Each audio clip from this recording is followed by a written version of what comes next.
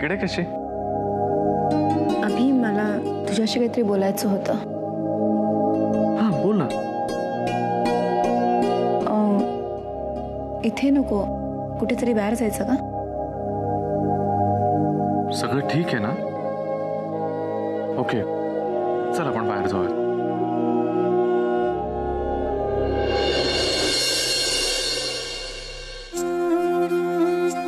आजी, इथे आहात तुम्ही? सगळ्या घरभर शोधलं मी तुम्हाला.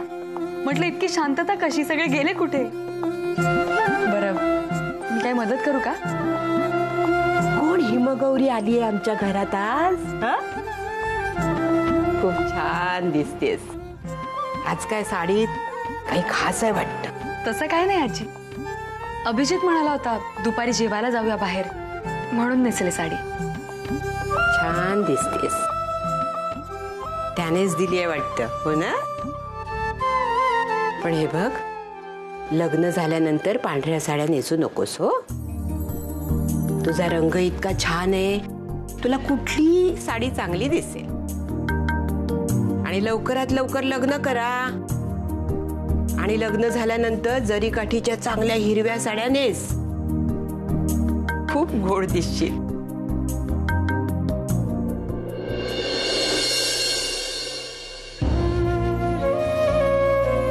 काय ग, काय झालं? आजी, आजी लवकर लग्न कसलं? आमचं लग्नच होतंय की नाही अशी शंका वाटायला लागली आम्हाला. काय बोलतेस काय तू? नाही आजी, परवा मी आणि अभिजित देवळात गेलो होतो. तेव्हा तिथल्या गुरुजींनी आमची कुंडली पाहून सांगितलं की आमचं लग्न होणं कठीण आहे. येत्या दिवाळीनंतर तुमच्या कुंडलीत काही अमंगल योग आहे, ज्याचा अनिष्ट परिणाम तुमच्या आणि यांच्या नातेसंबंधावर होणार आहे. मला असं वाटतं की तुमचा आणि यांचा विवाह देखील होणार नाही.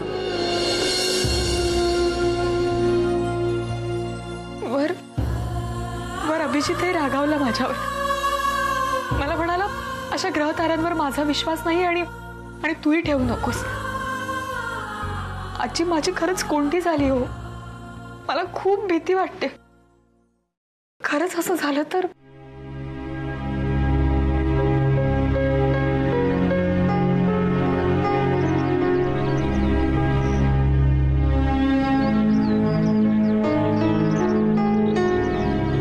आता बोल, इथे नाहीये कोणी.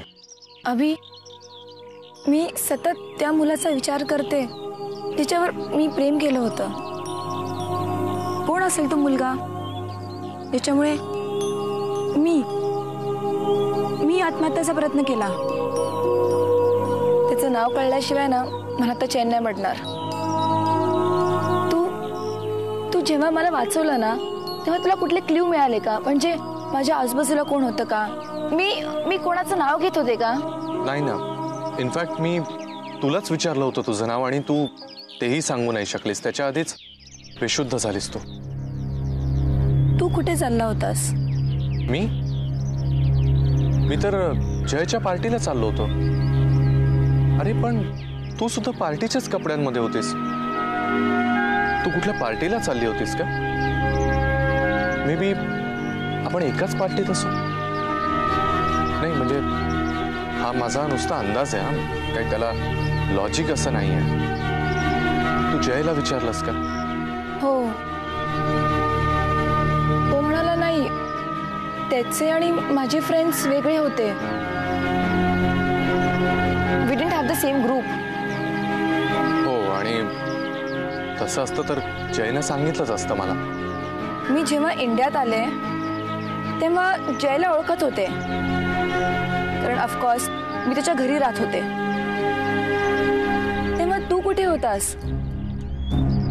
मी तुला कधीच पाहिलं नाही. कारण मी कंपनीच्या कामासाठी बँगलोरला गेलो होतो आणि परत आलो ते जयच्या पार्टीत येण्यासाठीच. पण तिथे जाण्याच्या आधीच तू भेटलीस मला. आणि शमिका, तिने कधीच तुला माझ्याविषयी काहीच सांगितलं नाही का? खूप वेळा सांगितलं. तिच्या बोलण्यामध्ये सारखा तुझ्या नावाचा उल्लेख यायचा. सारखं आशुदी आशुदी. पण फक्त नावच, चेहरा नाव. आणि तुझा फोटोही मी कधी पाहिला नाही, त्यामुळे एकीकडे फक्त नाव नसलेला चेहरा आणि दुसरीकडे चेहरा नसलेलं नाव, त्यामुळे तुमचा भेटण्याचा योगच नाही आला कधी. आणि बिलीव्ह मी आशू, मला थोडी जरी कल्पना असती ना तरी मी तुम्हाला दोघींना भेटवलं असतं. इनफॅक्ट मी त्या दिवशी शमिकापासून काही लपवून ठेवायचं नाही म्हणून तिला हॉस्पिटलमध्ये सुद्धा घेऊन आलो होतो तुला भेटवाय. पण नेमका त्याच दिवशी तुला डिस्चार्ज दिला होता. ट्रस्ट मी आशू, शमिकापासून मी काहीच लपवून नाही ठेवू शकत. अगं ती सोलमेट आहे माझी. माझ्या प्रत्येक आनंदावर, प्रत्येक सुखावर, प्रत्येक सिक्रेटवर तिचा हक्क आहे. शमिका ती माझ्या आयुष्यात आली आणि सगळं बदलूनच केलं.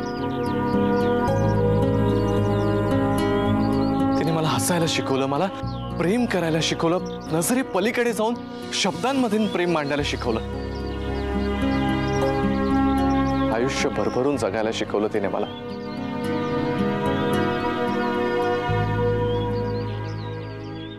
नशीब कसं असतं ना आशू, शमिका भारतात आली होती जयशी लग्न करायला,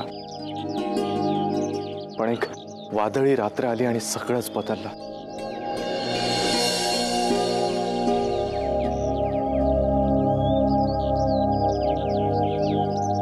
आज तिची प्रत्येक आठी, तिच्या चेहऱ्यावरचं स्माईल, तिच्या डोळ्यातलं पाणी मला सगळं वाचता येतं, सगळं. तू नसताना तिला किती त्रास व्हायचा, तुझी प्रत्येक आठवण तिला किती उदास करून जायची हे मी पाहिलंय.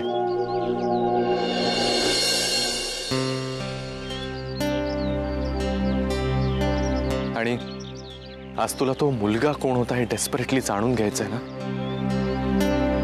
तुला माहितीये शमिका भारतात का आली होती? त्या मुलाला शोधण्यासाठी.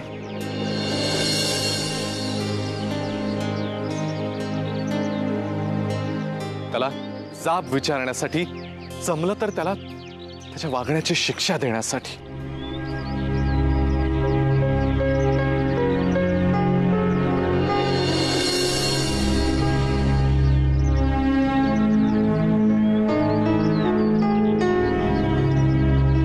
आणि आज मी शमिकाची शपथ घेऊन सांगतो आशू, मी तुला मदत करेन.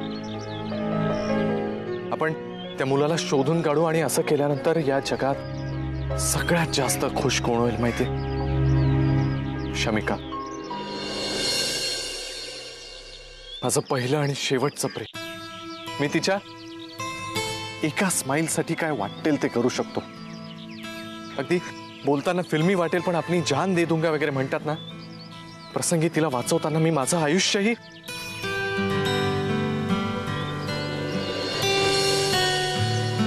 मी तिच्या आनंदासाठी काहीही करू शकतो.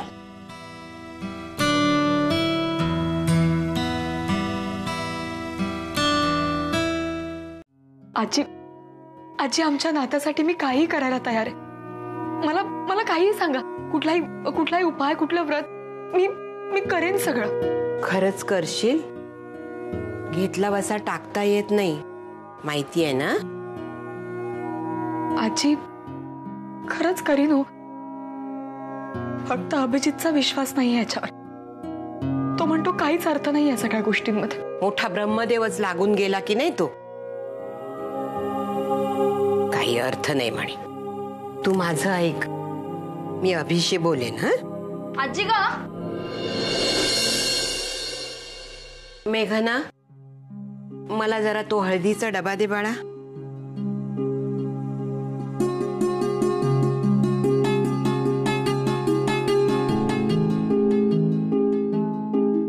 मेघना, अभिजित तुझ्याच बरोबर होता ना? मला सांग ना, तो कुठे आहे? कुठे दिसलाच नाही ग मला. हल्ली तो माझ्या बरोबर असतोच. कुठे? तुझ्याच बरोबर असतो ना. मेघना, सॉरी, माझ्या बरोबर नव्हता तो. आणि मला माहित आहे नाही तो कुठे आहे ते.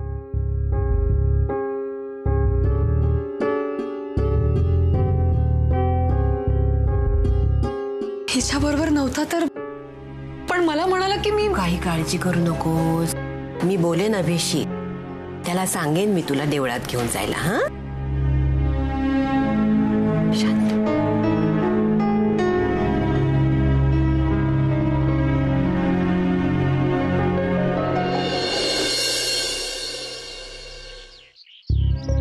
आशू काळजी करू नकोस, मी शोधेन त्या मुलाला आणि तुझ्या समोर आणून उभा करेन. मला खात्री आहे त्याला सुद्धा पश्चाताप होईल तो तुझ्याशी असं का वागला याचा.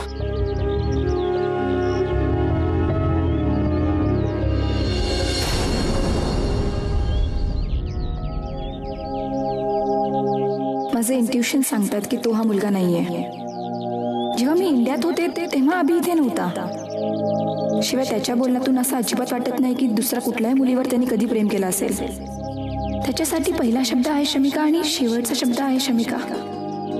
अशा मुलावर मी उगीच संशय घेतेय. त्याचे डोळे सांगतायत की शमिकावर त्याचं किती प्रेम आहे. काय झालं, असे हसतेस काय? काही नाही रे, शमिका इज व्हेरी लकी, तिला तू भेटलास. काही नाही, आता नम्रताच्या रूम मध्ये आहे. म्हणजे रूम मेघनाची आहे पण आजकाल नम्रताही असते तिथे आणि मेघना तर काय तिथेच असते. माझ्या बरोबर नव्हता तो आणि मला माहित आहे नाही तो कुठे आहे. माझी इच्छा आहे की तू आणि शमिकानी लवकरात लवकर लग्न करावं. कित्येक वर्ष झाले मी कोणाच्याच लग्नात नाचले नाही. तुझं आणि डॉक्टर रुपालीचं करेक्ट पटणार आहे, कारण तिला कधीची इच्छा आहे की माझ्या लग्नाच्या वरातीत नाचावं, पण त्या नादामध्ये ती स्वतःचं लग्नच पोस्टपोन करते कधीची. पण खरंच अभि, मी दिवाळीत तुम्हा दोघांना ऑब्झर्व करत होते. तुम्ही खरंच खूप गोड दिसता रे. आणि हो, मी मंदिरात गेले होते तुमच्यासाठी प्रार्थना करायला. And I have got this for you. अरे बापरे, हे काय आता? हे आहे तुमच्या दोघांच्या दीर्घ आयुष्यासाठी. मीच बांधते.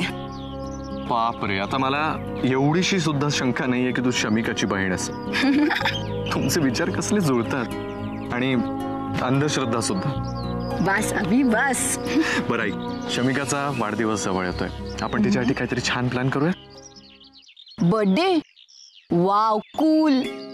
खरंच काहीतरी सरप्राईज ऑर्गनाईज करूयात, एकदम out of the world. Birthday cakes, flowers, खाणं पिणं, मज्जा मस्ती, एंटरटेनमेंट. आणि तुला माहिती अभिजित, काय झालं? अरे असं का बघतोयस? काही नाही, काही महिन्यांपूर्वीची हॉस्पिटल मधली आशू आणि आत्ताची आशू फरक बघतोय. खरंच अभि,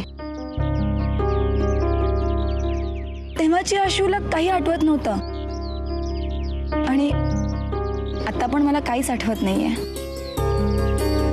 फक्त फरक एवढाच आहे की तेव्हा मी डॉक्टर्स मध्ये होते आणि आता मित्रांमध्ये. मी तेव्हा हॉस्पिटलमध्ये होते आणि आता मी घरात आहे. तिथे मला डॉक्टर्स बाहेर जाऊन नाही द्यायचे आणि इथे मी मोकळी आहे. I am free. मला असं वाटते अभि, मला असं वाटतं की मी माझ्या वयाची झाले.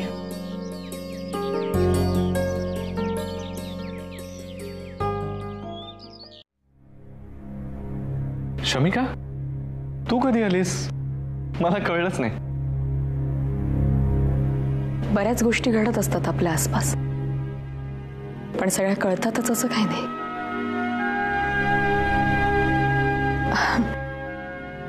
तुम्ही दोघं एकत्र कुठे बाहेर गेला होतात का? हा, म्हणजे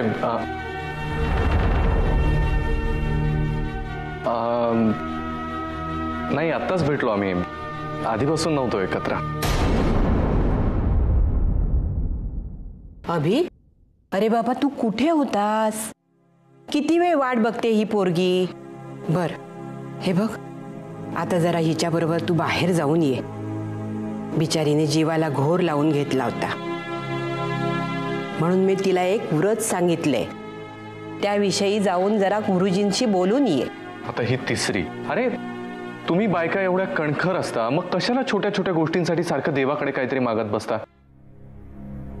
आणि शमिका, तुला मी किती वेळा सांगितलंय माझा नाहीये या गोष्टींवर विश्वास, पण मी ना करेक्ट म्हटलं होतं. तू ना एकदम हट्टी आहेस, कधीच ऐकत नाहीस. ठीक आहे अभि, तुझा नाहीये ना विश्वास, मी नाही तुला त्रास देणार. जाईन मी एकटी, येते आज. बघ, रडवलंस ना तिला? आजी, शमिकाला ना हे सारखं असं मुसमुसण्याची सवय लागली आहे, आणि त्याचं कारण आहेस तूच तिला सारखं लाड करून शेफारून ठेवलंस. छान. अरे मग तू कर ना लाड तिचे. मी कुठे म्हटलं मीच करते म्हणून? आता गेला असतास तिच्या बरोबर, राखलं असतंस तिचं मन, तर काही बिघडलं असतं का? अभि, अरे कधी कधी आपल्याला पटलं नाही तरी दुसऱ्याच्या आनंदासाठी म्हणून एखादी गोष्ट करावी माणसानं. खरंच अभि, तिला खूप वाईट वाटलं रे. तू असं नव्हतं वागायला पाहिजे. अरे बरं ठीक आहे, मग आता तुम्हीच सांगा काय करू मी? आता काय करणार आहेस तू? बैल गेला आणि झोपा केला. चल, मी येते तुझ्या बरोबर, आपण दोघंही जाऊ. आजी, तुम्ही कशाला त्रास घेताय? बाहेर खूप ऊन आहे. मी जाते ना अभि सोबत.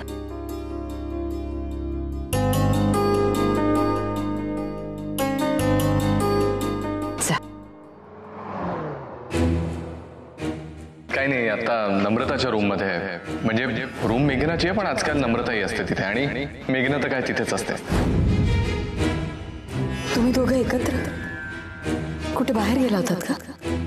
हा म्हणजे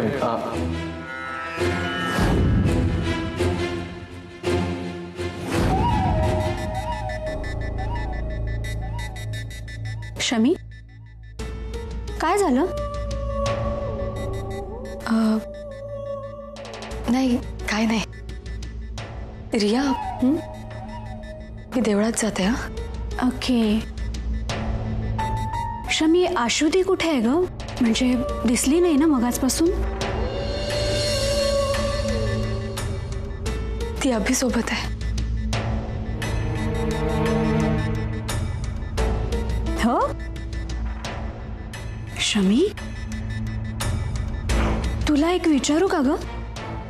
म्हणजे मला जरा ऑडच वाटतंय हे सगळं, पण बघ ना, आपण आशुदीवर इतका जीव टाकतोय आणि ती मात्र सारखं अभिजित अभिजित अभिजित, जसं काही दुसरं कोणी नाहीच आहे या जगात. हो ना? तिला फक्त एकच गोष्ट आठवतीये, अभिजित. आपली साधी एक तरी आठवण आहे का तिच्याकडे? असं कसं ना? म्हणजे इतकं काय, जसं काही ती ज्या मुलावर आधी प्रेम करत होती तो हाच आहे.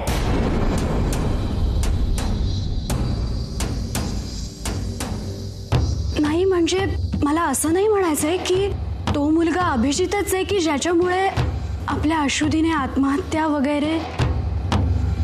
पण शमी सांग ना, आपल्याला तरी कसं कळणार की तो मुलगा कोण होता? हे सांगायला आपल्या आशुदीची मेमरी तरी कुठे परत आली आहे? तिला तर फक्त एकच गोष्ट आठवते, अभिजित, बस. आणि एवढं सगळं होऊनही अभिजितने तुला कधीच काहीच सांगितलं नाही तिच्याबद्दल.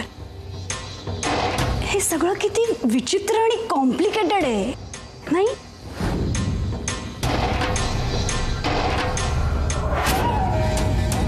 माझ्या साध्या भोळ्या दादा वहिनींच्या मध्ये येण्याचा प्रयत्न केलास ना, फार महागात पडेल. सो मिस्टर चंदू, मला अभिजितच्या आसपास येऊ देत नाहीस का तू? तुला काय वाटलं? शमीला अभिपासून दूर करण्याचे रस्ते बरेच आहेत आणि सगळेच तुझ्याच दरवाजावरून नाही जात ना. घर बसल्या मी मला हवं ते करू शकते. कळेल तुला लवकरच. बस आता या छोट्याशा गैरसमजाचं मोठं भांडण होते.